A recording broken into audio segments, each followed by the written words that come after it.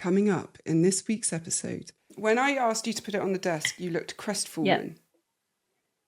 And it was almost like you'd given up your voice. You were giving away your voice by removing it. And so it was almost like if I keep hold of it, it will speak for me when I can't speak for myself. Yeah. Welcome to The Liberation Effect with me, your host, Helen Villas.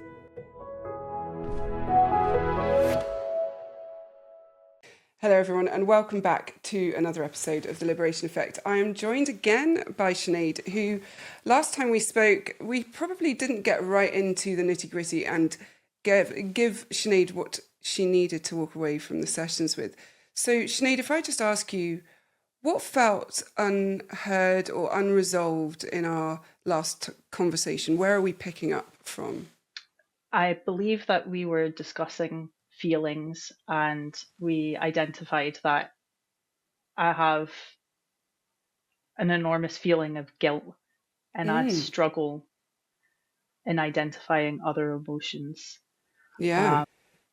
I do remember suggesting that I needed a pat on the back from somebody Yes, to that was encourage your me that original goal, that I was making the right decision. And there was also some chat of kind of comparisons with my family dynamic feeding into adult relationships that I've formed as well. So yeah, because we started touching on your marriage and how you were feeling, kind of noticing some of the patterns playing out there that you'd noticing experienced. some similarities. And so since we spoke, how have you been feeling? Really anxious all the time. Okay. Yeah. What is the anxiety? It is just a feeling of my heart racing constantly and struggling to switch it off. It just doesn't go away. Okay. I was talking to a friend who's a PT and we were talking about exercise and elevated heart rate for 30 minutes a day. And I was like, my anxiety takes care of that. I don't need exercise. I shouldn't laugh, but yeah. Okay. So let's change the word anxiety to fear. Okay. Or what are you scared of? What are you fearful of? Uncertainty, the unknown. Maybe going into completely different territory, identifying that when I was a child, I didn't have control, even though I did think so at the time. And until recently, I didn't have control over the situation. And then as an adult, I have chosen similar dynamics. And now I'm breaking away from that. And that's scary. Okay. So the uncertainty, the unknown, the fear of the unknown, fear of what revealing that you actually didn't have the power to change it is revealing for you now as an adult in adult relationships. So that sounds a little bit like you've sort of come to a realization that you don't have the power to control or change what's happening now. Or, I suppose there is the fear that I still don't have control, but also the fear of when I do have control, am I capable of handling it? How do I navigate things without another adult telling me what to do?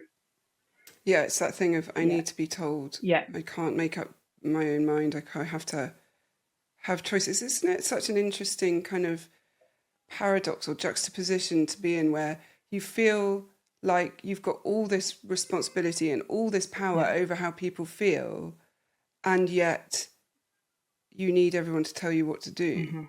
Yeah, it's very it doesn't go together very well, does it? They're opposites. Well, yeah. Well, what does it feel like to hear me say that to you or notice it to you? I think that there's this is the thing with the feelings and not being able to identify the feelings, because I know what I think. And I think, okay, tell me the thought. I think it's ridiculous. Like, of course they don't go together. Of course it's mismatched. Okay, so in your intellectual space, you can go, well, yes, that makes complete sense. It's ridiculous. It doesn't make any sense. But in your body, don't try and put a label in terms of feeling word, but in your body, what do you notice happening? I suppose I feel it in my stomach, like in my gut and in my chest, just feelings of just being unsettled and What does it like feel like? Can you butterflies, like describe? Okay, mhm, butterflies. Any other yeah, words? yeah, and my heart racing as well. So I have that kind of like, oh, verging on, is that a palpitation?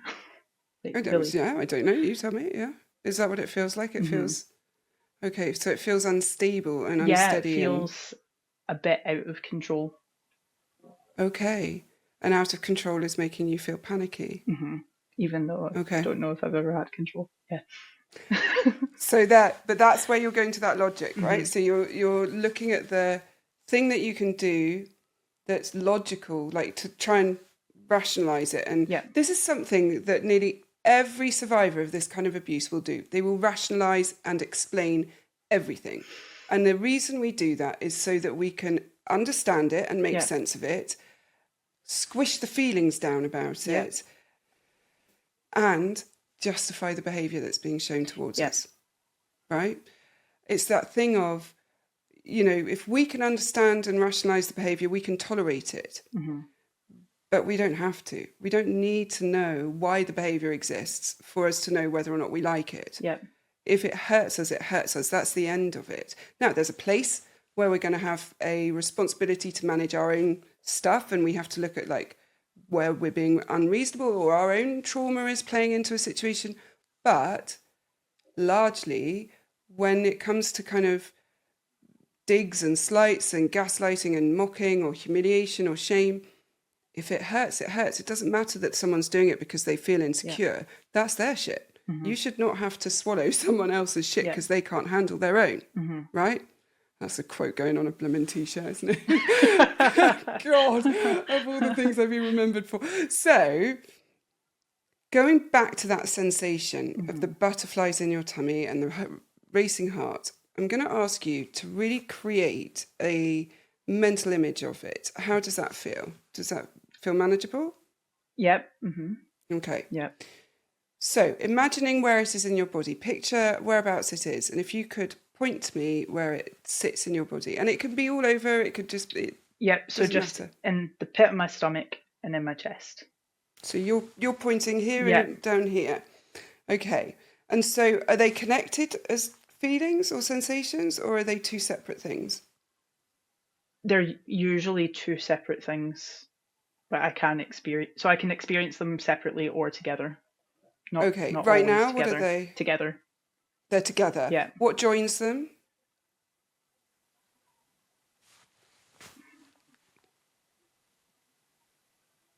I'm not sure. Okay, that's all right. Which one feels bigger, the top or the bottom one? The top. Okay. If we just take the top one for now Yeah. and imagine it is an object. hmm If it was an object, first of all, when it's sitting there, does it get bigger or smaller or does it stay the same size? I think it stays the same size. Okay. And what kind of shape is it or would it be? It's it doesn't have a consistent shape. It's very jagged, and I know Okay. I said it stays the same size, but it It's moves. all right.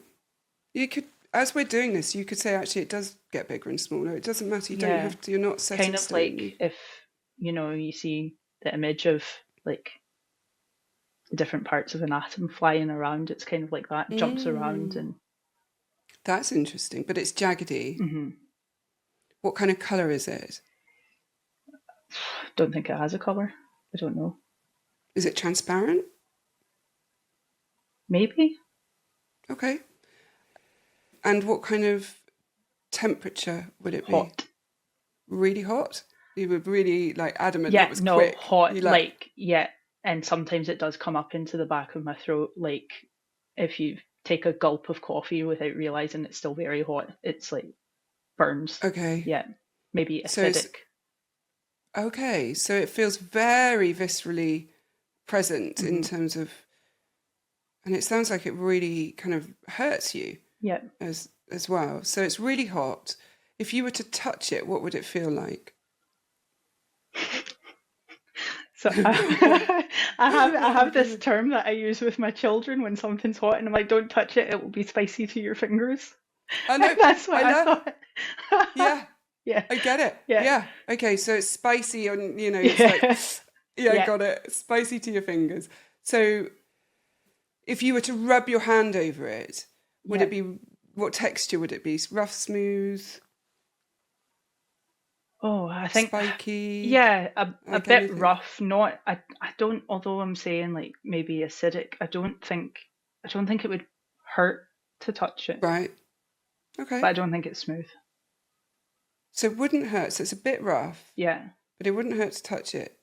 When you touch it, is it nice to touch? Like, would you feel good about touching it or feel, yeah. okay, I think I know exactly what it is.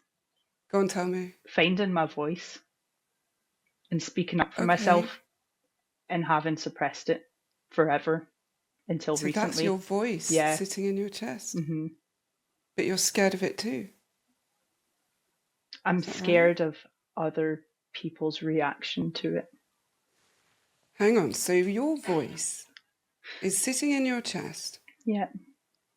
taking up quite a lot of space, boiling hot, but it sounds like it's comforting too. hmm Yeah. Yeah. It's incredibly powerful Yeah. that it's transparent, given everything hmm we've said about you and your voice and not being heard and your no never being Yeah. listened to and being told all the terrible things that you are hmm when you want and have used your voice. Yeah. So, okay. So if you were to just imagine for a moment taking it from your chest and putting it on the desk in front of you, Yeah. what would that feel like? I feel quite empty without it. Okay. Empty, hmm hollow, like you Yeah. don't know who you are without it. Oh, I don't. It's really confusing. It's okay. I don't know. This, this is okay. hmm When you say you don't know whether you feel It's just my brain kicking in again okay. and That's all right. saying that, oh, I don't know who I would be without my voice, but I don't have a voice. And that's why it hurts because I have been trying to speak up for myself and it's Mm-hmm. just being constantly squashed right now. And I've been in arguments and debates in the past couple of days Mm-hmm. where I've laid things out very clearly and it's Right. still been questioned and challenged. And I've explained and over explained and re explained. And yeah, So it's it sounds exhausting. like it's protecting you, having it there in your Yeah. chest. Yeah. It's there, ready to go. It's quite angry. I was going to I'm very say angry. it doesn't sound anxious. Yeah, It maybe. sounds Yeah, maybe. angry. Maybe the butterflies have confused the feeling. Hmm. But then could that be anger too? I'm not Well, sure. two things can exist at the same time, hmm and more than two. It would be so natural for you to be scared of your own anger, of your own voice, hmm um, because of what that's cost you in the past. Yeah. And here you are now trying to speak up. And when I asked you to put it on the desk, you looked crestfallen. And it's almost like if I keep it, I can protect myself because it will speak for me if I can't speak for myself. hmm How does that fit for you?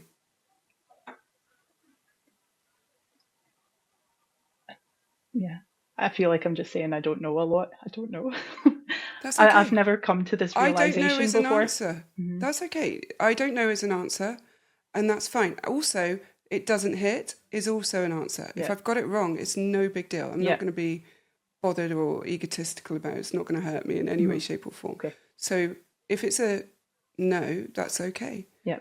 If it's I don't know, what's the I don't know about? Is it because you can't logic it, or is it something else? Or have I got it wrong? No, can we just reframe what you've said so Yeah. that I can think about the answer? Because I think I've Okay. lost my train of thought of No, that's what was okay. being asked. I think I got it. Yeah, that's fine. No, I've forgotten what I asked. When I asked you to put it on the desk, you looked crestfallen. Yeah.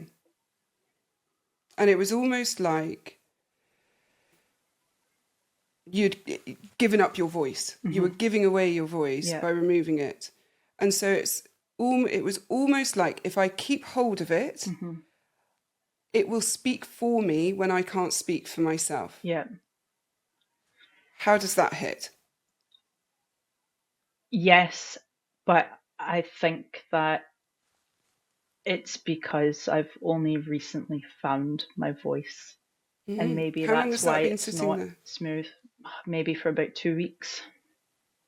Aha. What happened 2 weeks ago? That's when my husband and I had an explosive argument. And I called out all of his behaviours. Okay. Okay. So up until then, that hadn't been there? No. You've never had it before? I have had it before. And I've always called it anxiety.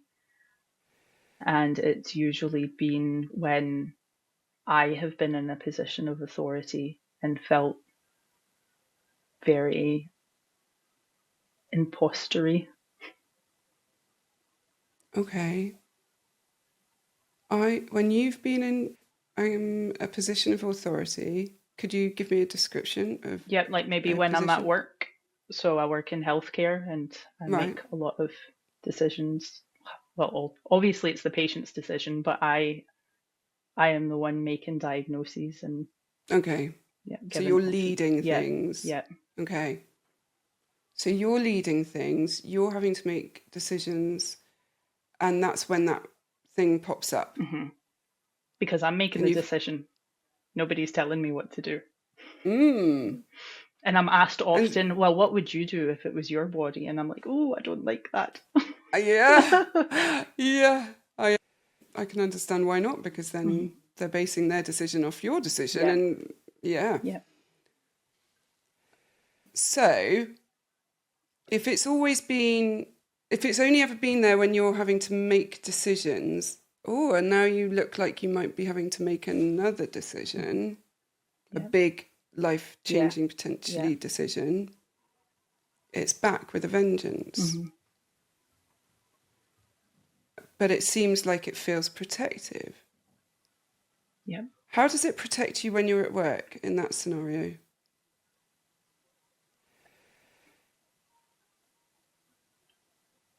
Oh, I think I'm probably a lot more cautious and keep things a lot more simple, because if things are simple, I'm less likely to make a mistake. Right. So we're back to protection. Mm-hmm. It filters you. Yeah.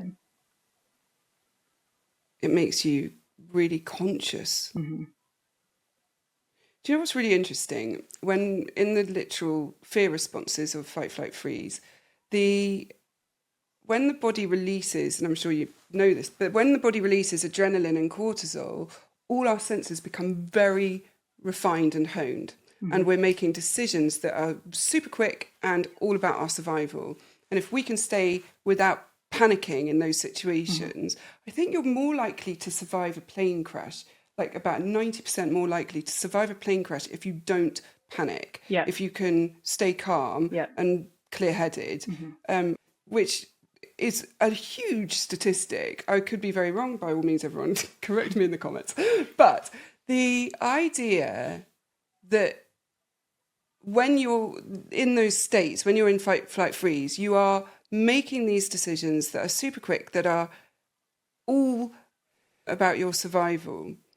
And when you're in that state of authority, and that is fight, flight, freeze for you, you're making decisions that are very much about your survival in terms of your job, Yeah. or your relationship.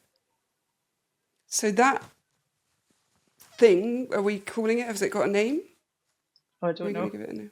No, that's all No. right. We don't have to. Okay, that bit of you that's there, that voice, is in those moments being your filter. Mm-hmm. Is that? Do you think that's fair? Yeah. Yeah. Okay. So you said you felt hollow when we were going to put it on the desk, Mm-hmm. and then I wonder what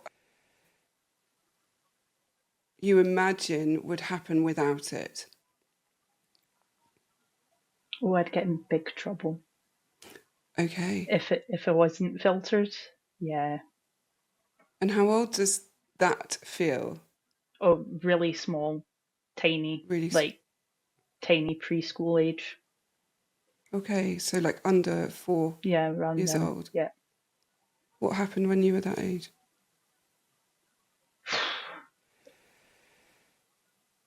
I can't think of one specific thing, but I believe that there was a period of time when it was just me and my mum, and she was in not a very safe environment.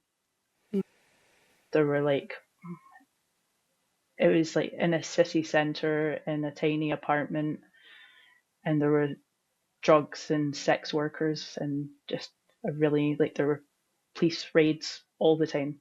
It was very Mm-hmm. unsafe. And what would happen if you spoke? I'd get her in trouble.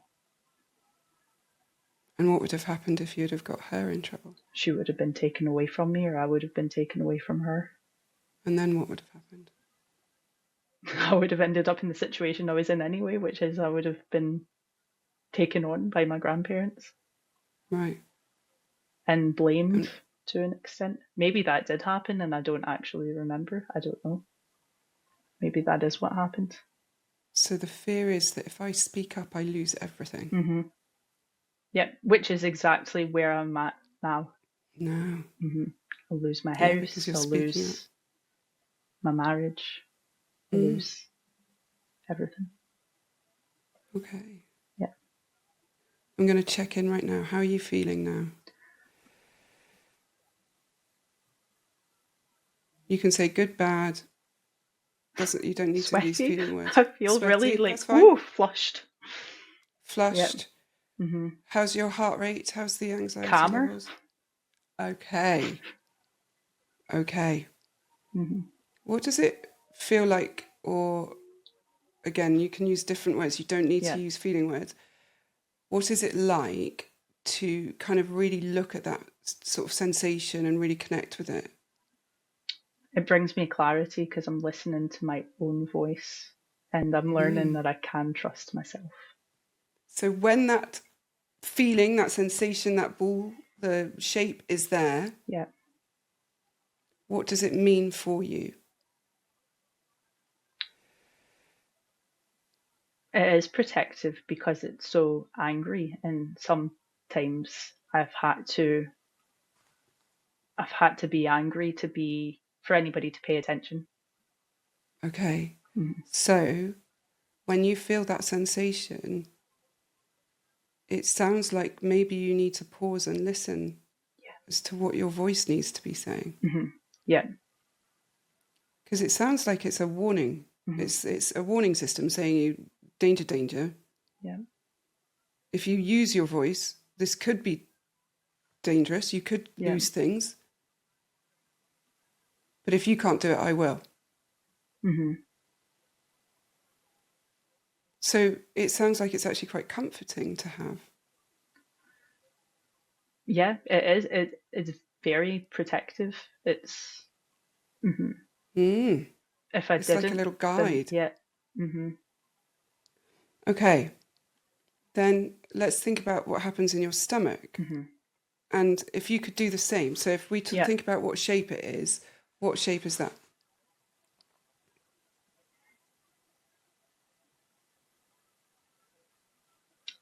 I don't know if it has a shape.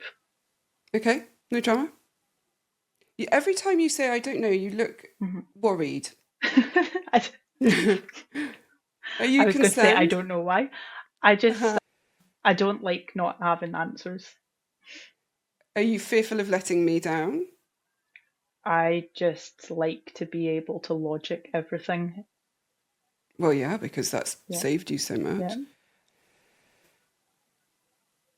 Is there anything about needing to perform well or be able to answer so you get the most? Or is there any of that kind of going on? Guilt is what I'm asking, Yeah. actually. Yeah. Are you feeling guilt? No, no, I Good, don't. No, I don't feel good. guilty. I just feel annoyed with myself for not. I like having an answer. Annoyed with yourself because you don't have the Frustrated. answer. Yeah. I don't know is an answer, Mm-hmm. right? That is an answer for you Yeah. to have.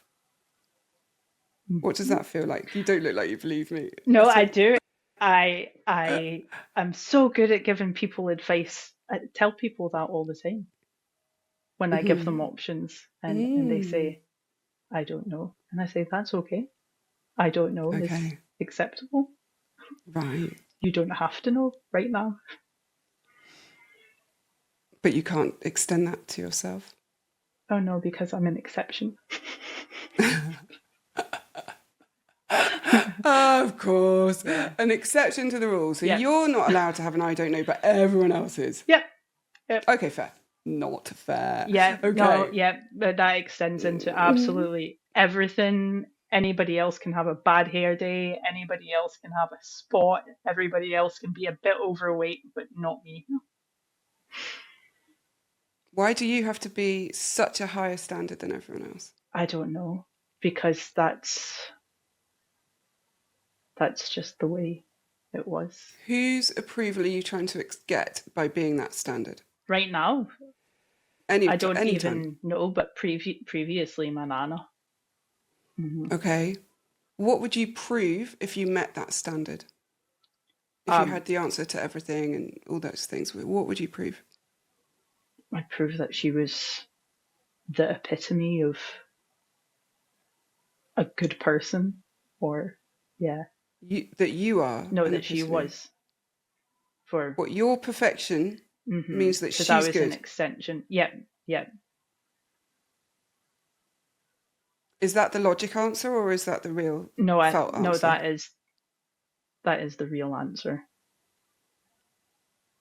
Because my ability to be well presented, physically pretty, well dressed, well spoken, polite was a direct reflection of her ability to raise a good child. I suppose Okay. because she failed so badly with my mum and uncle. So you are So I was her responsible, third opportunity to get it right. and yet. Okay. So you being perfect means she's a good person, and then what does that mean? That she earned people's respect. And then what would that mean? That's all she wanted was positive attention from everybody. She Okay, but wanted to what would be it seen. mean? Okay, but what would it mean for you? Oh, it didn't matter what it meant for me. How would it have changed your life if you were perfect? I don't know because I was never able to achieve it because nothing was ever good enough. What were you hoping it would do? Unconditional love, not to have Okay. conditions placed on whether or not I got any love. The irony of you having to be perfect in order to get the unconditional love. That's so desperately sad. Yeah. This little girl trying so hard to be everything that her grandmother wants her to be so that grandma will be seen as a good person by everyone else, which in turn means that she will be able to love you the way you need to be loved. So if I can just be good enough. Yep.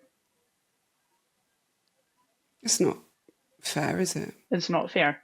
And it's continued to carry on all through adult life as well. She's made you responsible for her, the perception of her. Mm-hmm. Almost like she's made you responsible for evidence of her parenting, that you have to prove that she's a good parent. Yeah. But without her actually being a good parent. Oh, it's so hypocritical, and I mean, right? See, that I can't make sense of that with my logical brain. It doesn't make any sense. There's a very good reason why not. Mm-hmm. It doesn't make sense, first of all, but second of all, it's because you can't think in that way. So because your brain isn't wired the same way, it thinks differently, that it will... We will never be able to understand how someone can do these things and do them even with intent. Yeah. Because we just would never do it. Yeah. You know, people always start things with, I'm sure they didn't mean to. Yes, they might have done. Yeah. How do you know? They may well have meant to do it, and they probably enjoyed it while they did. Yeah. Like there's a, you know, we've all done naughty things and gone, and then like, I don't know, I can't think of anything off the top of my head, but just little things. Stealing pint glasses from the pub when you're like an 18-year-old, right? Yeah. Who didn't do that? Yeah. It's very disappointing that at my grand old age of 46, I do no longer have any kind of Guinness pint glasses. Not that I ever drank Guinness in my cupboard. Because where's my misspent youth has gone, right? But we all would take those glasses knowing full well... Traffic. Sorry? Traffic cones. Oh, that's what I ended up with. Do you know... And loo rolls. We always used to take loo paper from the pub, for like those giant, massive loo rolls that only went on the thing. I don't know why. It wasn't like we didn't have any. I mean, it was... Anyway, there we are. I think we resented spending money on loo paper when we could be spending it in the pub. Yep. The irony being, of course, that we were spending more because they had to keep replacing the loo roll.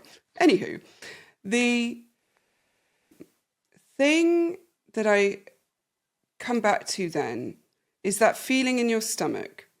You say you don't know what shape it is, but that's fine. Does it get bigger or smaller or... Yeah, that one does get bigger. Yeah.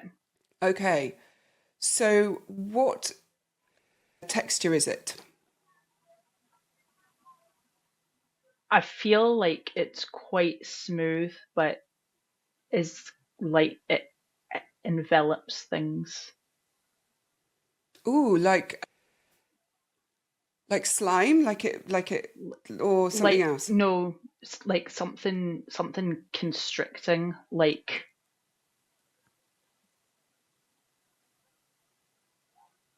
I can't even think of something that exists in real life to compare it to, but yeah, something like a corset that gets tighter and tighter. Okay, so we actually might have a shape there. So something that's actually wrapped around your stomach. Is it around the outside of it? That can get, Spanx, that kind of thing? Yeah, oh God, they're horrible. Yeah. But that's the kind of thing we're talking about? Yeah. That kind of really stiff and then you elastic. Go out for a meal and your stomach expands and they feel less comfortable. Right. Yeah. I've never actually managed to leave the house wearing them because they're just so uncomfortable. It's not worth it. But, okay. They end up coming home in your handbag. I imagine they do. Well, all around your like hips when you start walking is the fear for me. Okay, so there's these Spanx that get tighter and tighter though. What makes them get tighter?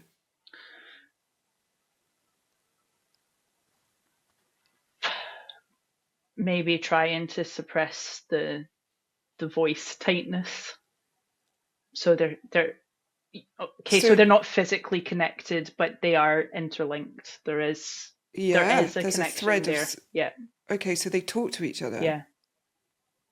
So if you squish the voice, the Spanx get tighter. Yeah. When we started, where were each of them kind of in terms of presence or tightness? Or very much so. Both of them. And now? Much. Now I've still got little feelings of butterflies in my stomach, but not as much. And the voice, my heart rate's completely normal.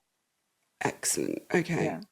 This exercise that we're doing for you and for anyone listening is a kind of embodied thing that we do, especially if you can't connect to or name emotion. When you grow up in these environments, you don't get an emotional lexicon. And so therefore, really what happens is we only can connect to our physical self. Yeah. And we feel emotions very embodied, as you've just described. Yeah. And the thing about it is all emotions we feel embodied, ironically, but people sort of separate out the mind and the body for some reason, even though they're completely interlinked and the same thing.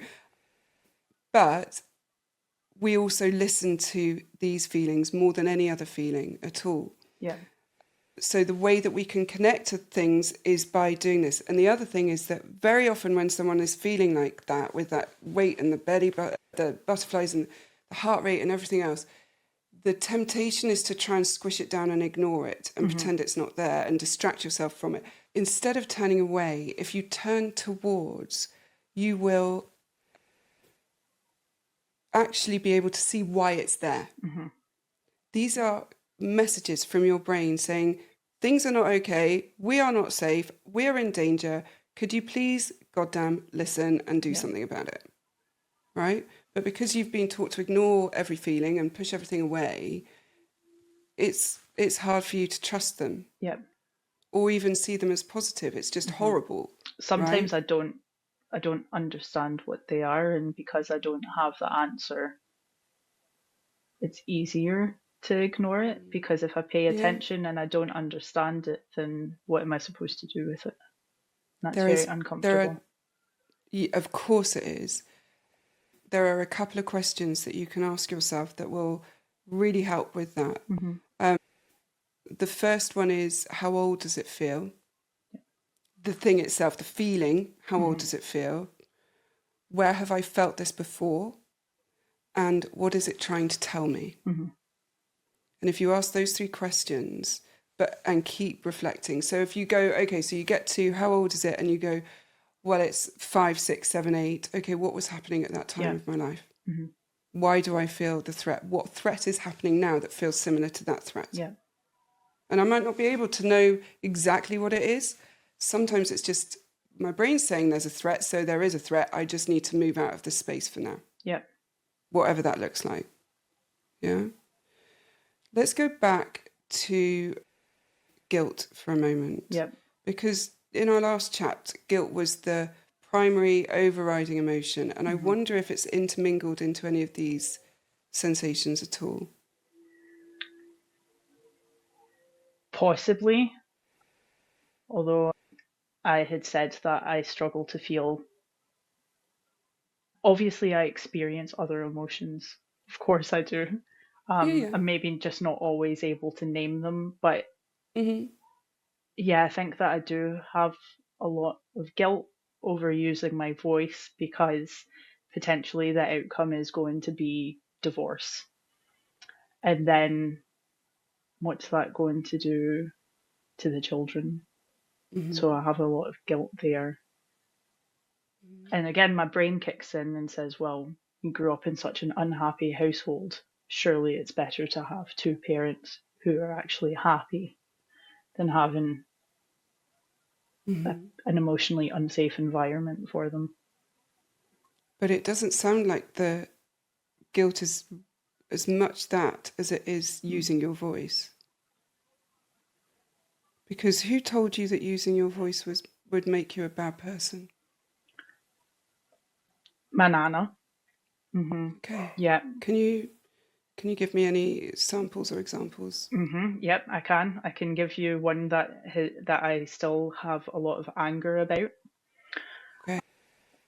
So we obviously moved to a different continent, and my grandparents didn't adopt me, but they Right. did become my legal guardians. So we had to go to court for that.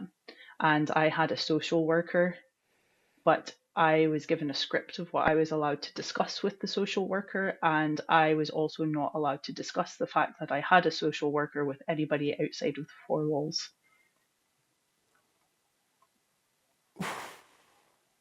What would have happened? I don't even know, but I needed that woman. She was great, and I feel like if I had been open and honest with her, it maybe would have flagged the fact that I needed to speak to other professionals about how traumatic it was to be moved away from my mum to a different continent and to be told that I couldn't have a relationship with her and to be this performing monkey to make my nana this amazing respectable woman. And yeah, and it was a lot, and I wasn't allowed to have any of my feelings at that time recognized. When you met with this social Yeah. worker, was it just you and her, or Yes. was your... Yeah. And what questions did she... Do you remember what questions? And I remember her asking about the kind of environment that I lived in when I was with my mum, and whether or not I felt that the environment of being with my grandparents was better and why it was better, and was staying with them what I wanted. And you answered? I answered that my mum wasn't well and wasn't able to look after me, and I didn't want to be with her. I wanted to be with my grandparents because they looked after me really well. And that was the thing that you were taught to say? Mm-hmm. What would you have liked to have said? I would have liked to have said,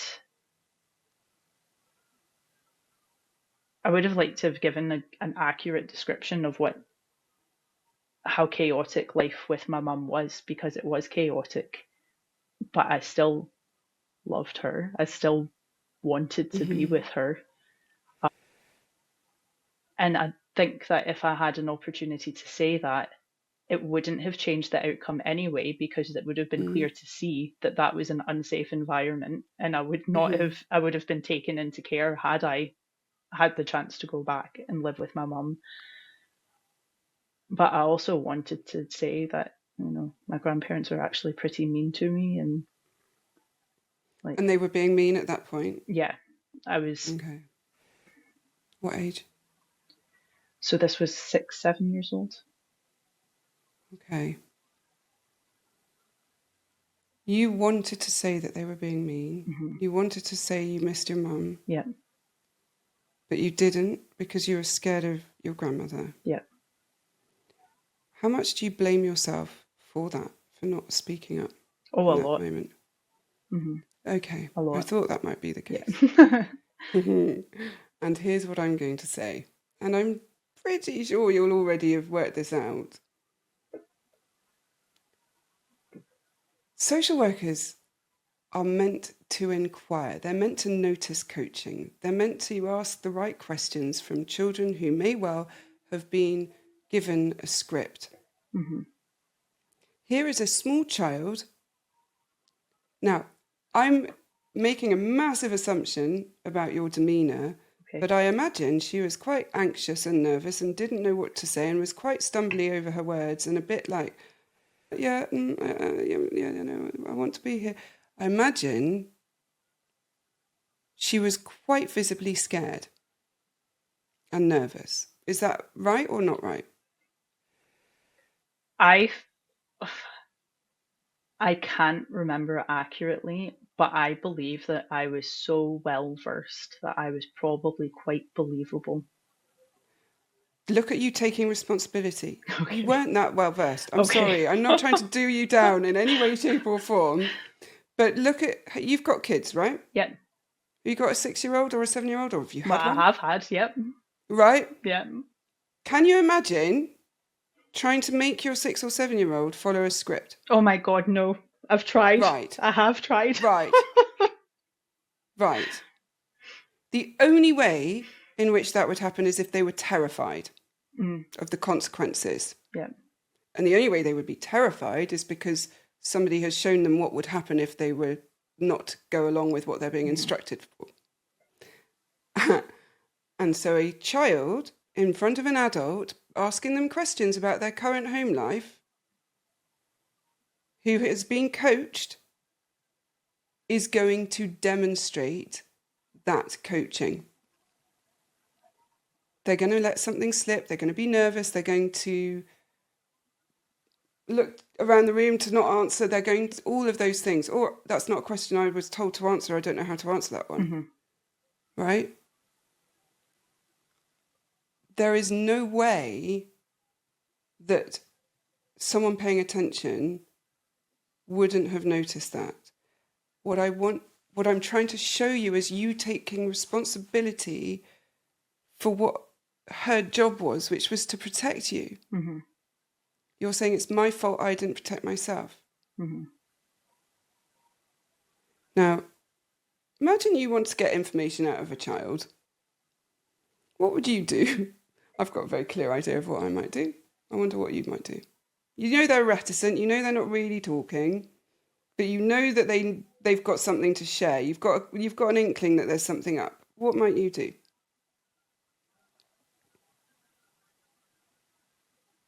Oh, I don't even know how to answer that question. Because obviously I've been in that situation plenty of times. I have children. I work with some children. Right. I'd just ask different questions, or I don't know. Okay. If I was trying to get information, I was going to say coerce, and it is coercion. It is coercion. I'm not going to dress it up.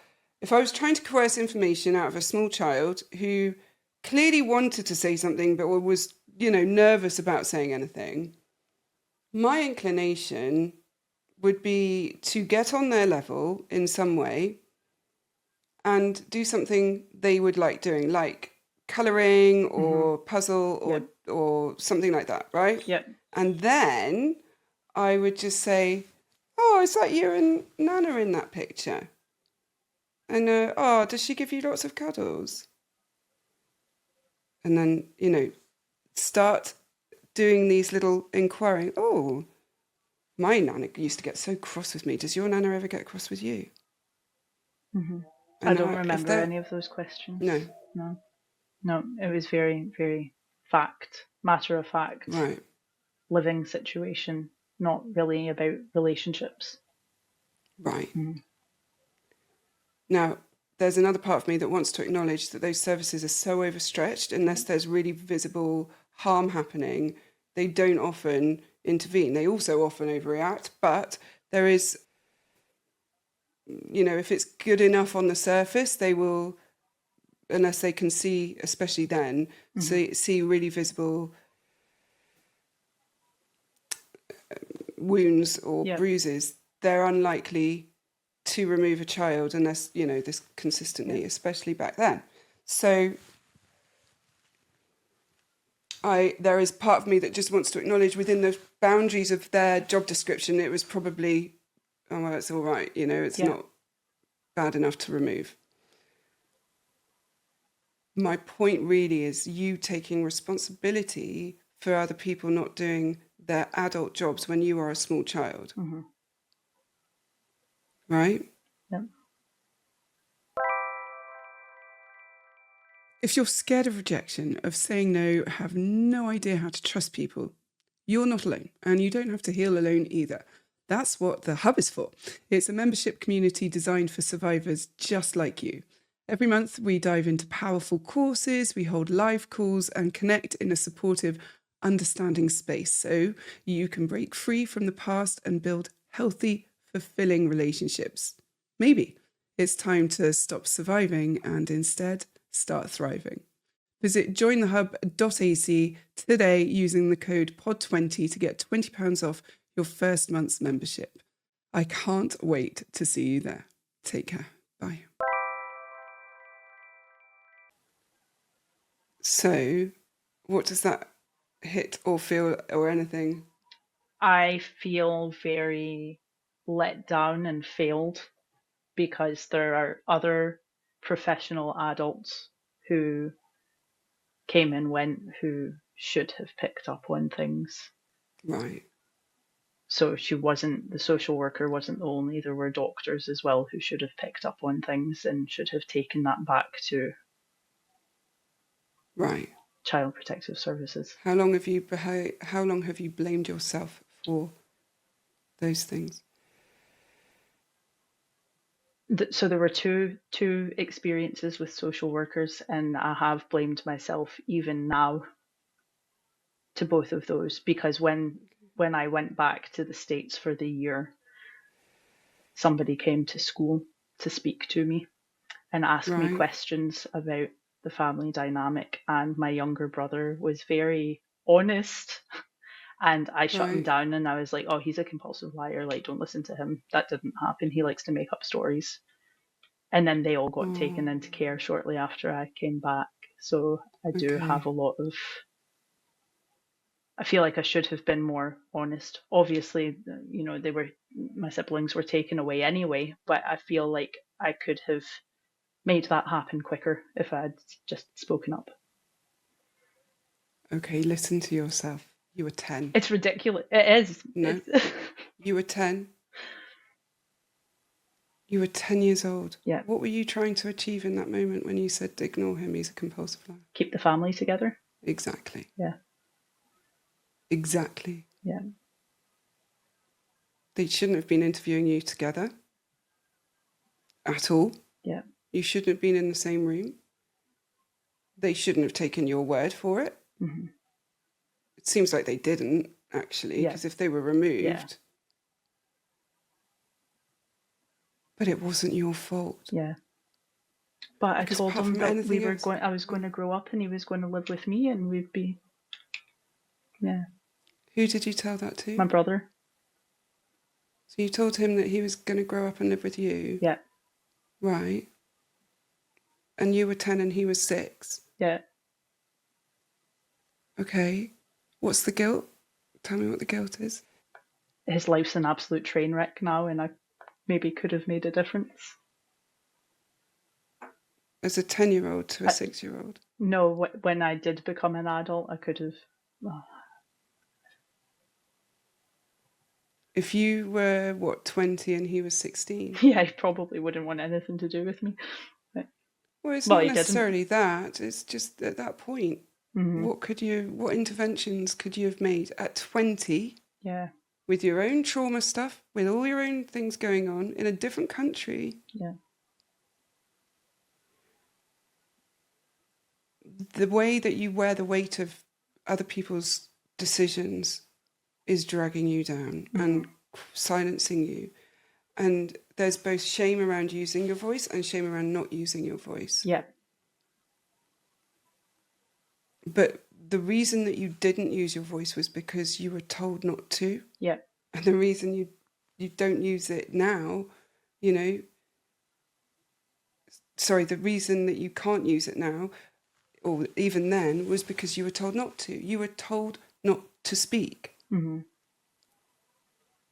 You weren't given any choice in that. It's kind of damned if you do and damned if you don't. Yeah. Mm-hmm. What are you feeling right now? What's happening in your body?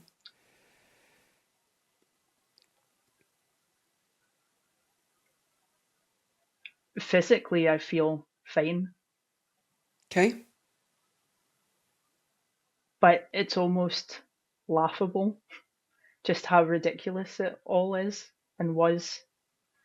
Both like the reality of how life was and my genuine belief that I somehow influenced these things. Laughable and then really it's just sad. Ridiculous. No, but it's sad. Yeah. Earlier I asked you how you felt about something and you said you felt really let down. Yeah. Yeah. Do you know what that emotion is? Disappointment. Yeah. Grief. Anything. Yeah, grief. Yeah. Sadness, grief. Like the betrayal. Yeah. There's futility in it. Powerlessness, the needlessness of it. Yeah, I feel, and this is just recurring. I have at different points felt robbed of time. That's Yeah, time that I say a could bit have more. been enjoying life. How were you robbed? Tell me about that. Having to perform, having to be told what to do, not having my own voice, even making adult decisions to please other people rather than pleasing Hmm. myself, because that felt selfish to do anything for me. Even my older son is from a previous relationship, and I stayed in that relationship for way too long because I was scared of my nana's reaction to me going through a separation. Like, Okay. making huge life decisions like Mm, that, yeah. getting married because I found out I was pregnant, but I didn't want to. But it was the right thing to do, and just, why did I Right. do that? What a Right. waste of time. Listen to yourself though. Again, blaming yourself. Yes, you made those decisions, but you did not make them with clarity. You made them with conditioning. Yeah. You were still trying to protect everyone's images. Hmm. You were still Yeah. trying to protect your nana, make her look good, Yeah. right? When we spoke last time, it was how many decisions have I actually made that are mine? Yeah. Career, children, partner, everything. Yeah. Well, there is a possibility that there are very, very, very few Hmm. Yep. that you have made. Like my current relationship, Right. because very early in the relationship, I was told how lucky I was that somebody would want me with how damaged I was, and I should be grateful because there aren't many good men that would step in and take me on.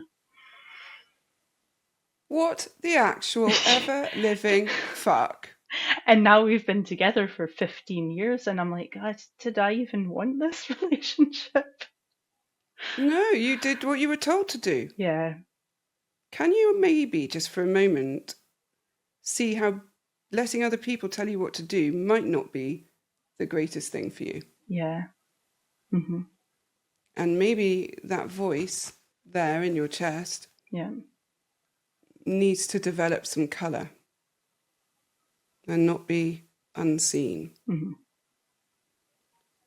And to do that, we're going to have to let go of some of this guilt. yeah, And to do that, we have to know why it's protecting you still hmm, and what you are fearful of. yeah. So, what happens if you don't feel guilty anymore? Hmm. I don't know yet because that's not something I've experienced. What are you scared of it happening? Of happening?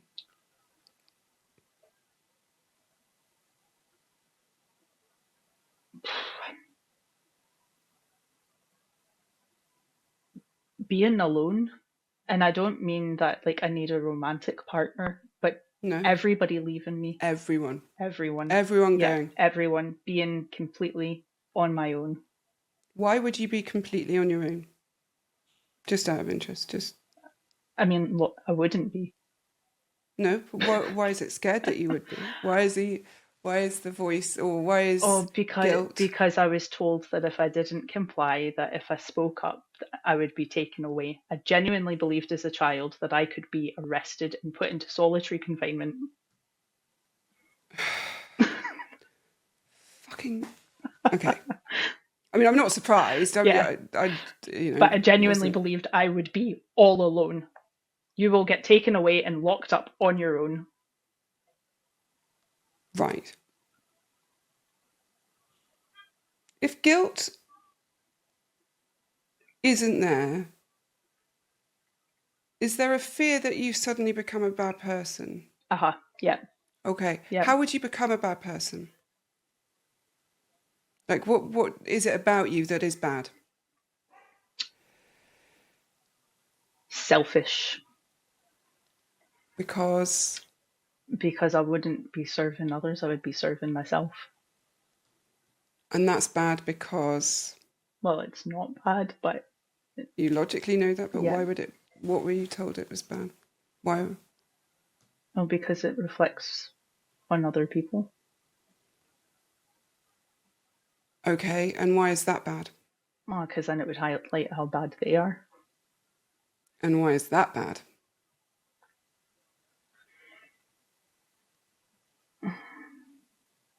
I don't know why that's bad. If it reflects badly on them, Mm-hmm. if people think they're bad, what happens to you?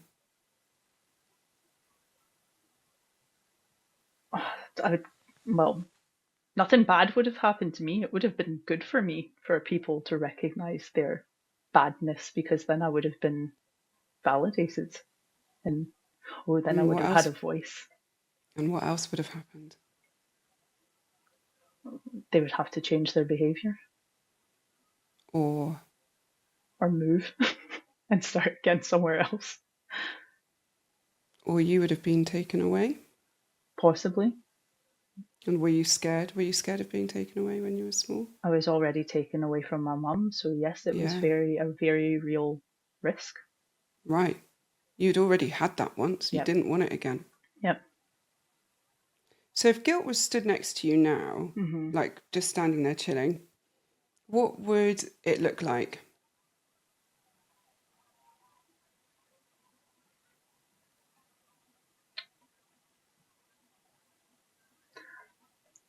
I don't know. Is it a person or a Yeah, blob? I think it It's a has person. human form. Yep. Okay. Is it male or female?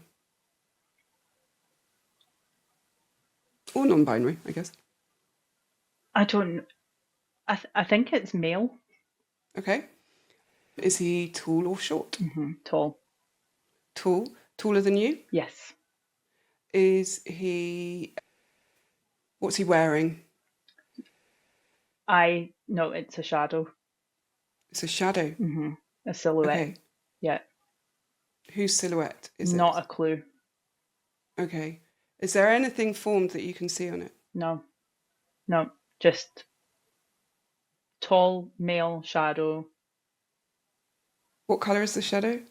Black. Like opaque or... No. Solid black. Shadows aren't solid though. Yeah. Okay. So like a silhouette, Okay.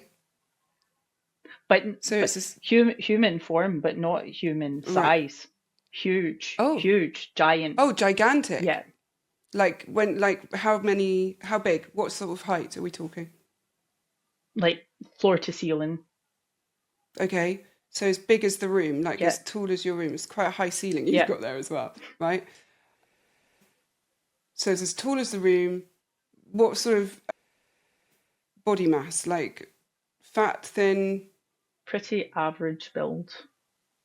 Okay. Can you tell if he's wearing anything or is he literally just the human shape? I mean, yes, but I can't tell what it. Do you know? It's almost like old school black and white movie guy creeping about in an Mm-hmm. alleyway wearing a trench coat kind of thing. I know. Yeah, Yeah. got you. Okay. So he's furtive. Oh, Oh, oh, maybe he was the detective that was going to come and lock me up. that hit me. How Yeah. did that feel for you? That was wow, sudden realization, like this monster that I was told was coming to take me away. Okay. Yeah. Okay. How are you feeling right now? Nervous? Yeah? Yeah. What are you nervous about, do you think? What's this fear? Don't know, what if he comes to get me in my sleep? Okay.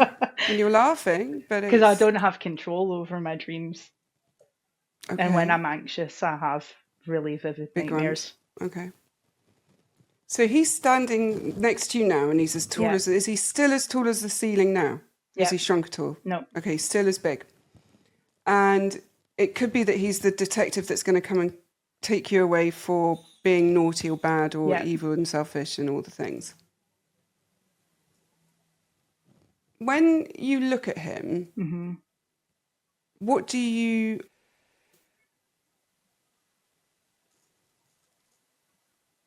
How old do you think he feels? How? He's a proper grown up. Oh, he's a proper grown-up. Proper grown up. Does that mean he gets Like, to make decisions? yeah. Mm-hmm. So this shadow man, who's as tall as the ceiling, so we're like 8 foot tall, maybe taller, is the one who makes your decisions. Mm-hmm. What gives him authority? Why does he know best?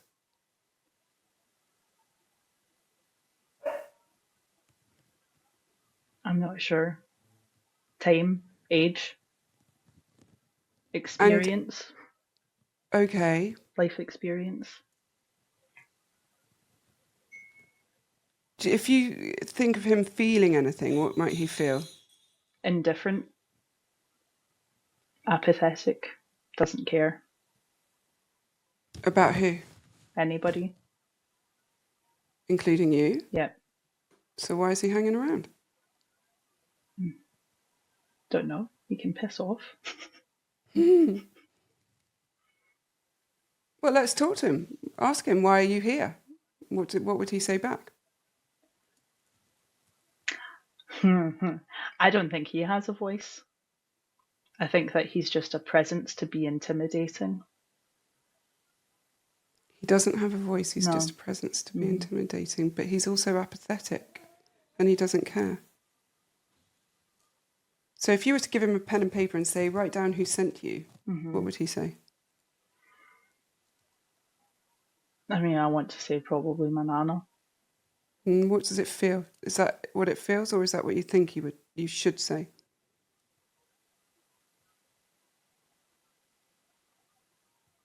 Yeah, it feels like that's what I should say because I don't know.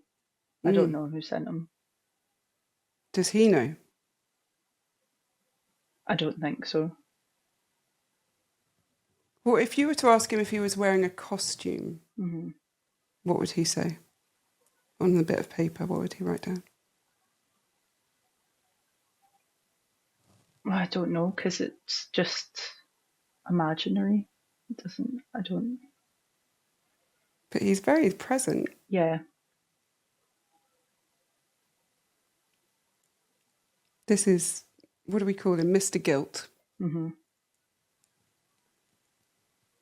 He's apathetic. He's a proper grown-up. Yeah. He gets to be the one that makes all the decisions, but he's also got no voice. Proper grown-ups would have a voice, would they not? You'd think so. So is he actually a proper grown-up, or is he just wearing a big grown-up costume? Possibly just wearing a costume. Does that feel right, or does that logic right?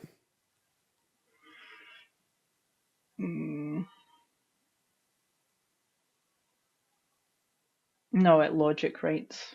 Okay. Yeah. That's okay. Can you see the difference now between something logicking and feeling? Yeah. Right. That is amazing. Yeah. We've now got you into a place where you can tell I'm being logical, I'm not being emotional. Yeah. Both are valid things to be, but it's just which one is going to help me in this moment, right? So if we go back to Mr. Guilt, and we're trying to understand why he's there. And he hasn't got a voice, but he's the proper grown-up. Ask a different question. How would you feel if he left today and never came back? Smile.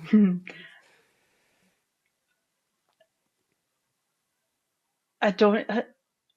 Although I said I find him intimidating, I don't know. He's been ever present, so it's quite comforting to know that he's there too. Yeah, because how does he help you?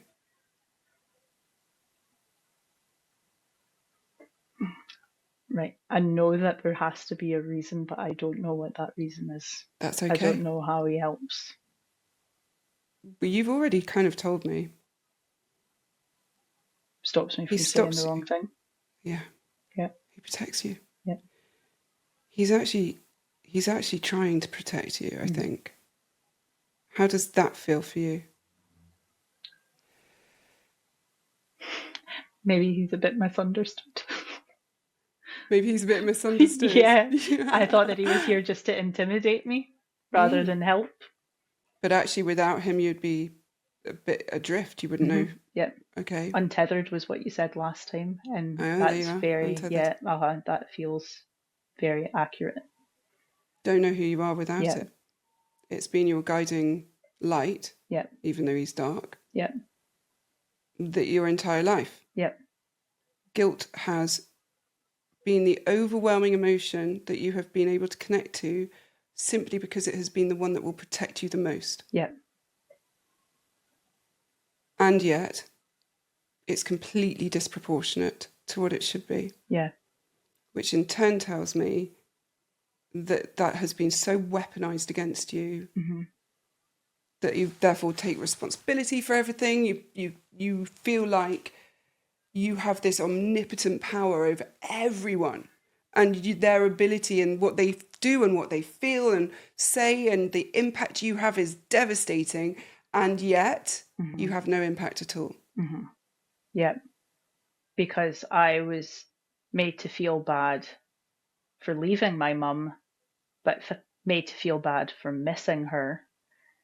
When I went back for a year and I came back to my grandparents, I was made to feel bad and told by my nana, don't dare ever leave again because I think it would kill your grandpa. He was so distraught without you here. Oh my fucking God. Like, so no matter, I can't win. Can't win. I was responsible for everybody's big feelings. not only that, your emotions were seen as personal insults to people. Yes. Yep. And evidence that they weren't good enough because you missing your mum is somehow detracting from how much you love them. Yep. Which is, of course, utterly ludicrous. Yep. But emotionally immature people, and again, you think about your children, emotionally immature people will do that. Yeah. Right? They will only believe that one emotion can exist at a time, and that if you're having that emotion, it means that you have none for them. Yep. Yep. That anger that my nana had when I told her that I wanted to trace my family tree, because it meant that I was ungrateful. Because you know who you are, you know where you came from, you don't need to know anybody else. Utterly ludicrous. Yep. Utterly, utterly ludicrous. If that was true, the whole genealogy family tree thing wouldn't be a massive industry, would it? No. We wouldn't all be doing one of her these favourite DNA TV tests. shows is Who Do You Think You Are? You are kidding me. No, the hypocrisy is just... Oh my God. And she loves Love Island and Married at First Sight, even though, like, I'm a slut for being married twice, but, you know, yeah. Okay. It's very... Okay, I know you don't mind swearing. It's very mindfuckery. Hugely mindfuckery. Yeah. No, I don't mind swearing. I've sworn loads of times. Yeah. Funny. I do wonder if maybe I shouldn't, but I don't care. I'm not going to make myself smaller to make other people more comfortable. Yep. If you don't like swearing, don't listen to the podcast. Yep. It's that simple. It's not like I hide that part of my personality anywhere else on any of my things. But here's that thing. I no longer make myself smaller to make other people feel more comfortable. Yeah. If my things about anything, whether it's my feelings, my skills, my knowledge, my whatever, make you feel uncomfortable, that's about you and not me. Yeah. If I'm not deliberately doing something, or not even deliberately, obviously I make mistakes and I'm a human being and I will apologise for them. but I would never intentionally hurt somebody, Yeah. right? And nor would you. As a small child, there was no way that you missing your mum and feeling super confused about that was any kind of slur against your attack against your grandmother. Mm-hmm. The really important thing to notice is this is why you ignored your emotions. Mm-hmm. The only emotion you were allowed to have was guilt. Yeah. And so guilt grew into this big protective giant that felt really scary and overwhelming, but actually was trying very hard to protect you. Mm-hmm. And then fear has developed to also warn you of survival things. So fear of saying the wrong thing to the wrong person and all of those things.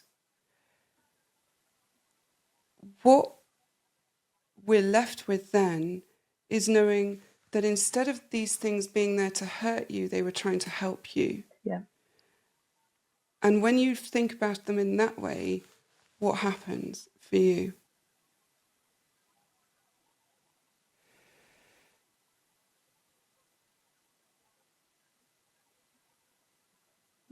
That there's been a massive misunderstanding then, and I need to view things with a different perspective. Yeah, not in a shamey, self-blamey way, Mm-hmm. No. but with with Mr. Guilt, if you were to, how long has he been there?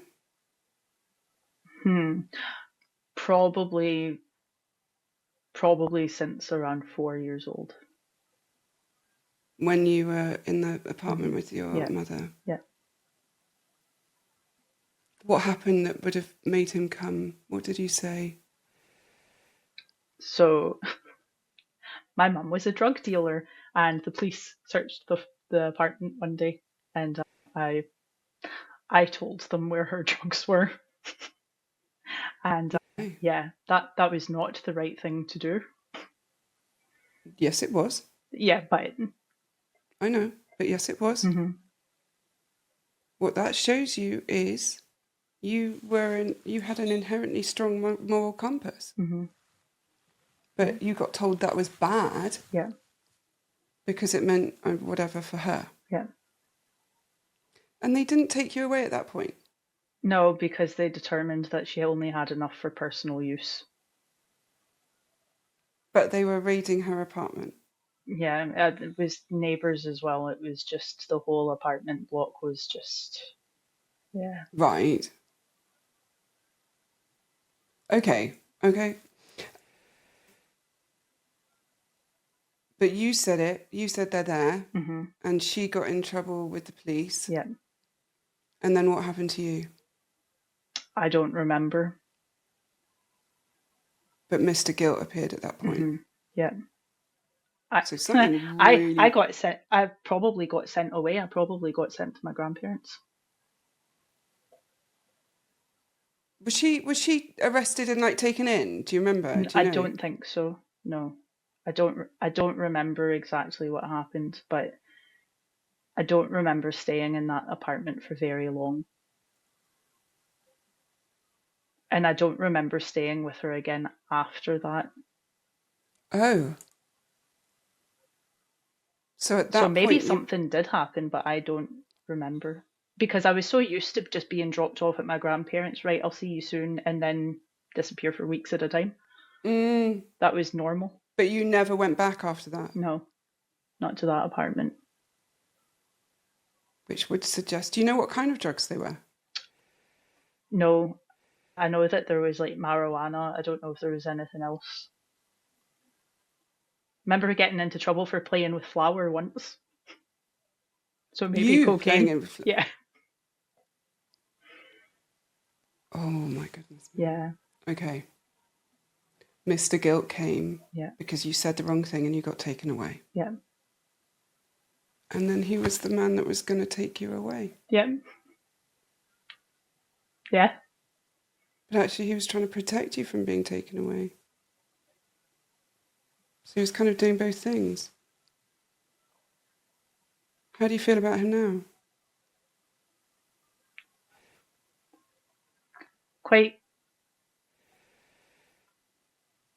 It's quite emotional. Really emotional. Oh, yeah. He was what I asked for. I wanted to be taken away at times. I wanted somebody to come and take me away. Right. Maybe I still do. Because I can't make the decision because I don't make my own decision. So he's back to take me away. Oh, Okay. All right. Let it out. Feel it. yeah, that's Sit a with it. lot. Yeah, let it go through I you. don't think I've cried in about 20 years. Okay. All right. Yeah. Just allow it to bloom. That is important. That is really big. I do. I just want to be taken away. I don't like my situation. You want to be rescued. Yeah. Mr. Guilt was there to rescue you. Yeah. But I don't need him. I can rescue myself. You can let him be there to protect you too. Yeah. Just not in the way that feels punishing and shaming and silencing. Yeah. He can be a companion, a guide, rather than a driver, a dictator, a monster. It's almost like he was a parent. Yeah. Given the size difference as well. Do you remember being really small? Yeah. And when you would look up at grown-ups, it seemed like they touched the sky. And there he was. Yeah. And I always found that intimidating because the proper grown-ups did use their size to be intimidating. And you just misunderstood why he was there. They didn't sit down to meet me at my level. No. They would stand over and tower above me. Yeah. Bullying. Yeah. That's bullying. Bullies. Okay. So, right now, how are you feeling? I feel quite good. Excellent. I feel like that was a real wow. Things are slotting into place. I thought that I was very self-aware, but maybe there's still lots to learn. Sometimes you just need to understand that things aren't always there because they're trying to hurt us. In fact, literally every coping mechanism we have, everything that we do is helping us in some way, even if it is hurting us. Whether it's smoking, drugs, self-harm, whether it's rejection, sensitivity, whether it's people-pleasing, whatever it might be, that exists to protect us. Mr. Guilt, the Spanx, and the voice have all been trying to protect you. My Spanx are going in the bin after this. Maybe we can make them something sexier, Maybe they could be a corset.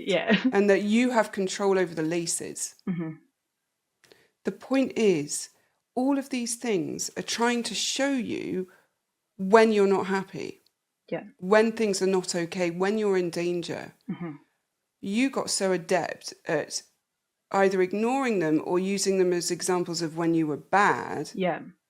Because that's what you had been told, that, you should feel guilt for this rather than guilt kind of or Mr. Guilt being a protective thing. That the reason he was there is because if you said the wrong thing, you would get punished for it. Not because you are that bad thing. Right? It's the same with the voice. It's the same with the Spanx corset. It's the notice the protection.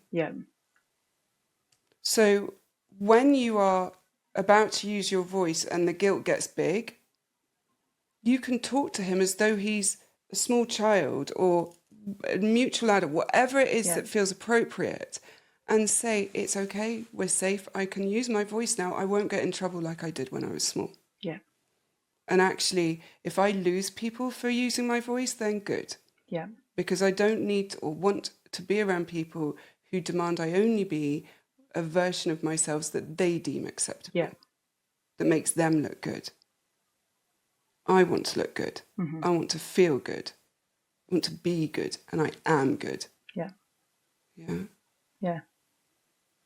So, the final thing I would like to notice to you, before I ask you the question about all the like stuff that you need and everything, is that you can connect to your emotion. Yeah. We got 3 really, in fact 4, I think, really big ones there. Mm-hmm. And disappointment and grief and sadness. I named betrayal. I don't know if that's what you were feeling or not, but there. Yeah. Well, I said I felt let down, I suppose that is. Right. Yeah. Yeah. Someone acted in a way that was not in accordance of what you would have expected. Yeah. That is therefore a betrayal, right? You can connect to emotion. It is there. Yeah. The best way to do it is what we've done all through this session is where is it in my body? What does it look like? What's it trying to tell me? Etc., etc. Mm-hmm. But remembering that you learn to ignore feeling for safety. Yeah. Because every time you had one, it was used against you, weaponized against you. Yeah. And if they cared so much about you being in their lives and being and having this life that you are happy in, they wouldn't have discarded you in the way that they have. Yeah. You'd have heard something by now. Yeah. Mm-hmm. Because if you love and care about someone, you try and repair. Yep. Yeah. There's been nothing. Nothing. No. That is not your responsibility. Mm-hmm. Okay. Yep. On that note, we're going to have to wrap up. Yep. And I just, before we do, want to make sure genuinely, if there is anything that we haven't got to that you want to cover that we need to go over. No, I think that I uncovered things that were totally unexpected. Good. Good. Yeah. I mean, that's... And I have my answer. I have my pat on the back. From yourself, I really hope. Yep. Yeah. Yep. I was never giving it to you. Okay. I was never going to. Okay. I wrote it down. I was like, well, are we getting you to doing that yourself? Thank you very much. Yeah. You made the right decision. But it also sounds like you didn't even make the decision. That they have made it. Yeah. And notice that. Mm-hmm. That you are not responsible for other people's behaviour. Yeah. Yeah? All right. Yeah. Okay. Well then, as ever, do get in touch if you need to. You can email me after if you've got any questions or anything else. Just let me know. And thank you for coming back for part 2. No, thank you very much. Phenomenal. It was very, very beneficial. Thank you. Oh, my absolute pleasure. Well, everyone, I guess as ever, all that remains to be said is take care. Bye. Bye.